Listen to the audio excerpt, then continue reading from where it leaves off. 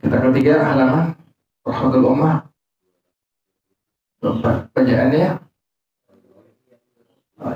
Bismillahirrahmanirrahim. Alhamdulillahirabbil alamin. Wassalatu wassalamu ala asyrafil anbiya mursalin wa ala alihi wa sahbihi ajma'in. Qala Syekhul Imamul Muallif rahimahullah wa adaman naf'a bihi barakati ulumih wa bikum fid dharaini amin. Qala radhiyallahu ta'ala ankum. Bismillahirrahmanirrahim. Kitabu Ihya'il Mawati. Ini kita membicarakan tentang menghidupkan tanah yang mati.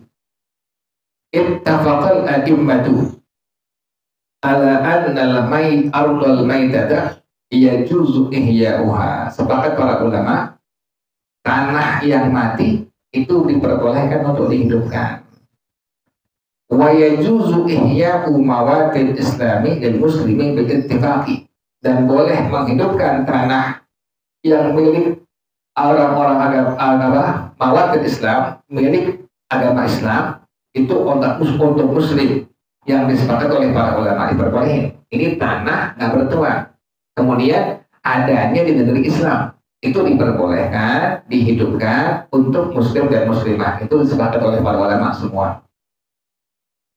Wahal yajuzu lidhimmi, apakah diperbolehkan untuk kafir dhimmi? Kafir dhimmi, kafir yang tidak memerangi muslimin dan muslimah, disebut dengan kafir dhimmi. Karena ada kafir harbi. Kafir harbi, kafir yang memerangi muslimin muslimah, disebut dengan kafir harbi. Sementara dhimmi, kafir yang tidak memerangi muslimin dan muslimah. Bahkan dia bayar peti kepada pemerintah muslim atau muslimah. Jadi apakah diperbolehin itu? Tanahnya tanah negeri Islam, boleh nggak dihidupkannya untuk kafir apa? Kafir ini kan tadi boleh kalau tanahnya tanah negeri Islam, kemudian yang menghidupkannya adalah muslim atau muslimah, diperbolehkan. Nah sekarang boleh nggak tuh tanah yang nggak bertuan kemudian dihidupkan untuk orang-orang yang kafir dhimmi? Qala salasatu, berkata selain daripada Imam Abu Hanifah, jumhur ulama, itu pendapat daripada Imam Malik, Imam Asy-Syafi'i, Imam Ahmad bin Hanbal radhiyallahu anhu berpendapat semuanya la yajuzu, nggak boleh. Madhab kita nggak boleh. Jadi kalau ada tanah nggak bertuan, kemudian ada yang negeri Islam, maka tidak diperbolehkan dihidupkan untuk kafir dhimmi. Tidak diperbolehkan dalam pendapat jumhur, termasuk madhab kita, madhab Imam Malik, Imam Asy-Syafi'i dan Imam Ahmad bin Hanbal radhiyallahu anhu ajma'in. Pendapat yang kedua, waqala Abu Hanifah wa ashabu yajuzu. Berkata Imam Abu Hanifah, ashab Abi Hanifah boleh. Jadi yang perbolehkan hanya madhab daripada Imam Abu Hanifah. Madhab kita nggak boleh. Pada Imam Syafi'i tidak diperbolehkan. Tanah yang nggak bertuan, ada negeri Islam, itu tidak diperbolehkan dihidupkan untuk orang-orang yang kafir dhimmi. Tapi yang memperbolehkan hanya pendapat daripada Imam Abu Hanifah dan ashab Abi Hanifah radhiyallahu anhu ajma'in. Wakhtalafu, dan para ulama berselisih pendapat, hal yustaratu fi dzalika idnul imami amla, mesti enggak menjadi syarat izin dari pemerintah atau tidak? Mesti ada izin dari pemerintah atau enggak mesti izin pemerintah? Nah, tadi kan diperbolehkan tuh menghidupkan tanah yang enggak bertuan di negeri Islam, boleh untuk muslim atau muslimah. Ini semua sepakat para ulama demikian. Tapi sekarang menghidupkan tanah tersebut yang nggak bertuan bagi muslim atau muslimah, perlu nggak izin dari siapa? Pemerintah, dari al-imam.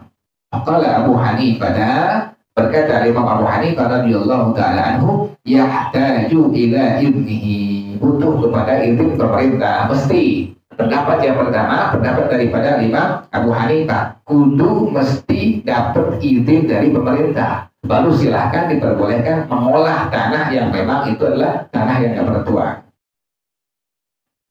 Yang kedua, waqala Malikun, berkata Imam Malik radhiyallahu ta'ala anhu, maka fil falati, tanah yang tidak bertuan yang ada di tanah yang nablak, aw haitsu la yatashahun nasu fihi, atau tanah ini tanah yang dimana orang yang enggak menjadi kikir, orang yang enggak menjadi kikir padanya, la yahtaju ila idnin, maka nggak dibutuhkan kepada itu pemerintah. Jadi kalau tanah nggak bertuan di tanah ngablak terbuka, atau yang ini tanah orang-orang nggak pada bakhil yang punya situ, maka tidak dibutuhkan untuk apa? Untuk izin kepada pemerintah setempat. Jadi ini pendapat yang kedua daripada pendapat Imam Malik radhiyallahu taala anhu. Yang pertama tadi enggak, Imam Abu Hanifah kalau ingin menghidupkan tanah yang nggak bertuan, maka mesti izin daripada pemerintah. Pendapat yang kedua, pendapat Imam Malik,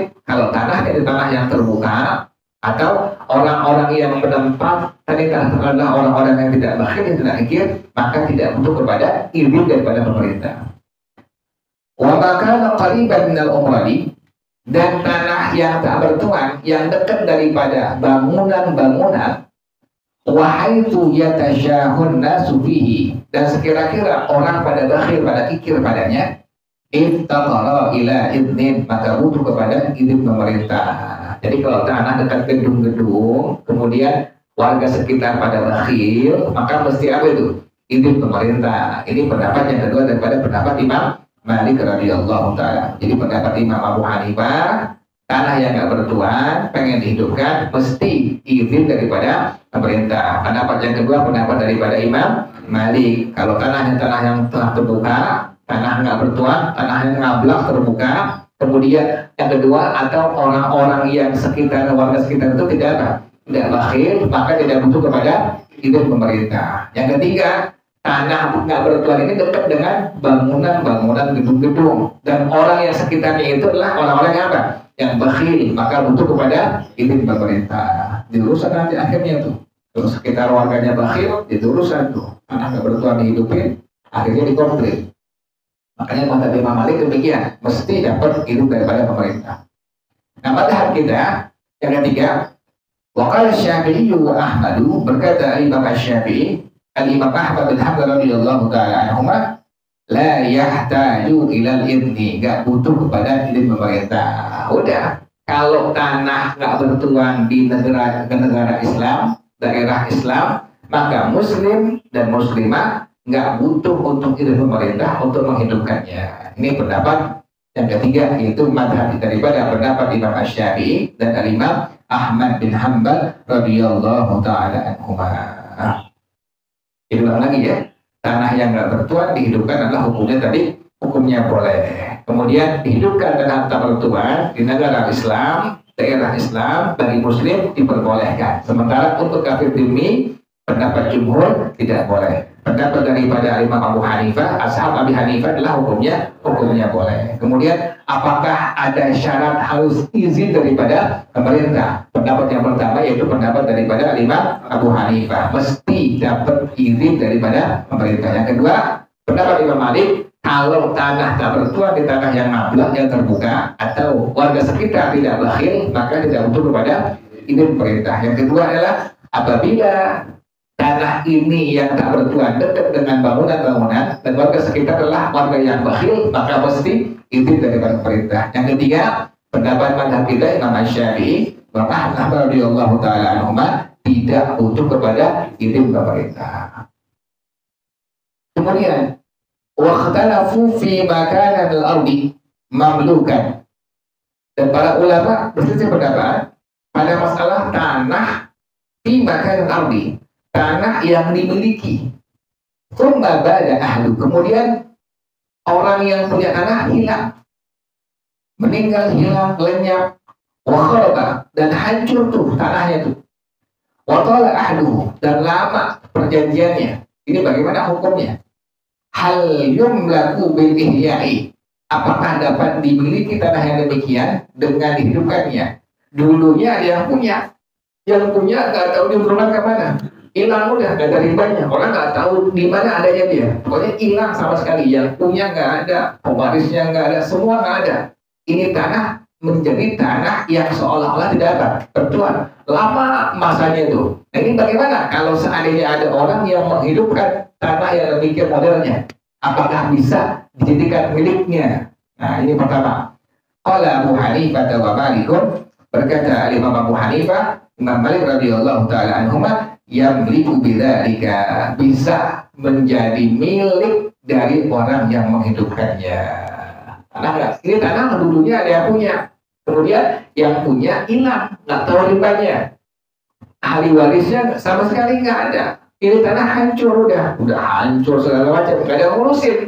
Tahu-tahu ada muslimah yang ngurusin ke tanah, kemudian dihidupkan. Ini bagaimana hukumnya? Maka bisa menjadi miliknya dengan sebab dihidupkan tersebut. Ini pendapat daripada Imam Abu Hanifah dan pendapat Imam Malik radhiyallahu taala anhuma. Pendapat yang kedua, waqala Syafi'i, berkata Imam Syafi'i radhiyallahu taala anhu, la yamliku, tidak bisa menjadi miliknya, nggak bisa, nggak boleh. Jadi mazhab kita nggak bisa. Yang bisa menjadi milik orang sebab dia menghidupkan tanah yang tadi modelnya itu adalah hanya pendapat daripada Imam Abu Hanifah dan Imam Malik radhiyallahu anhu. Sementara mazhab kita tidak bisa menjadi milik pribadi dengan sebab dihidupkannya. Wa'an Ahmadah, kayak sini di belakang orang yang TPA ya, itu kan nggak bertuan tuh, orangnya nggak tahu kemana tuh. Itu nggak boleh, mazhab kita nggak boleh tuh. Mazhab kita tidak boleh dimiliki tuh, hidupin segala macam nggak bisa, nggak boleh itu. Tapi mazhab Imam Abu Hanifah, Imam Malik boleh itu. Itu kan pakai mazhab Imam Syafi'i nggak boleh itu, tidak bisa dimiliki. Wa'an Ahmadah riwayatani. Sementara yang ketiga adalah pendapat daripada Imam Ahmad bin Hanbal radhiyallahu taala anhuma. Ada dua pendapat beliau. Kal madhhabaini, sama seperti dua pendapat di atas tersebut. Sama dengan pendapat Imam Malik, Imam Abu Hanifah, juga sama dengan pendapat daripada Imam Syafi'i radhiyallahu anhu. Azharuhuma, yang paling zahir, yang paling jelas dalam madhab Imam Ahmad bin Hanbal, annahu yamliku, orang yang demikian modelnya, alhamdulillah demikian, boleh bisa memiliki tanah yang seperti itu. Ini madhab yang ketiga daripada pendapat Imam Ahmad bin Hanbal radhiyallahu anhu. Wallahu a'lam bishawab.